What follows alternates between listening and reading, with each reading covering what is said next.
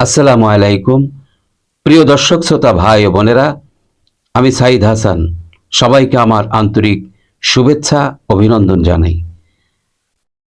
আপনারা নিশ্চয়ই জেনে গেছেন এবার ধরা খেলেন ডক্টর মোহাম্মদ ইউনূস।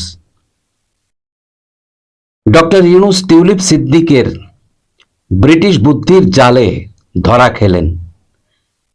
টিউলিপ সিদ্দিক প্রধানমন্ত্রী শেখ হাসিনার ভাগ্নি, একজন ব্রিটিশ এমপি ও সাবেক মন্ত্রী। সম্প্রতি আবার আলোচনায়। গুজব, চক্রান্ত আর বাস্তবতার মাঝে কি ঘটছে আসলে? চলুন জানি পুরো ঘটনা বিশ্লেষণ করে। টিউলিপ সিদ্দিক তিনি কে? শেখ হাসিনার ছোট বোন, শেখ রেহানার মেয়ে, ব্রিটিশ লেবার পার্টির এমপি ছিলেন, জুনিয়র মিনিস্টার। তার রাজনৈতিক অবস্থান ব্রিটেনে যথেষ্ট প্রভাবশালী।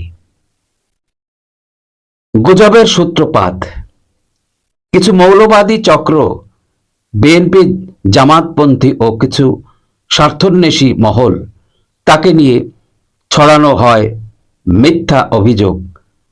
বাংলাদেশ থেকে টাকা পাচার, লুটপাটের মাধ্যমে সম্পদ বানানো, ক্ষমতার অপব্যবহার। উদ্দেশ্য ছিল শেখ হাসিনার পরিবারকে আন্তর্জাতিকভাবে ছোট করা। কেন টার্গেট টিউলিপ? কারণ তিনি একজন সফল বাংলাদেশি ব্রিটিশ। তাকে বিতর্কে টেনে এনে শেখ হাসিনার পারিবারিক ইমেজকে ক্ষুণ্ণ করার অপচেষ্টা। পশ্চিমা মিডিয়াতে সরকার বিরোধী আলোচনার জন্য একটি ফেস খুঁজছিল এই মহল। এবার ডক্টর ইউনূস প্রসঙ্গ। সম্প্রতি সংবাদ এসেছে টিউলিপ সিদ্দিক নাকি চিঠি দিয়েছেন ডক্টর ইউনূসকে। উদ্দেশ্য সৌজন্য সাক্ষাৎ এবং ভুল বোঝাবুঝি দূর করা।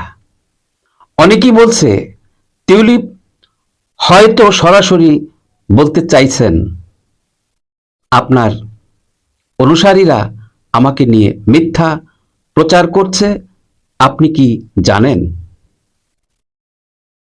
তবে এই সাক্ষাৎ নিয়ে প্রশ্ন, ডক্টর ইউনূস কি দেখা করবেন?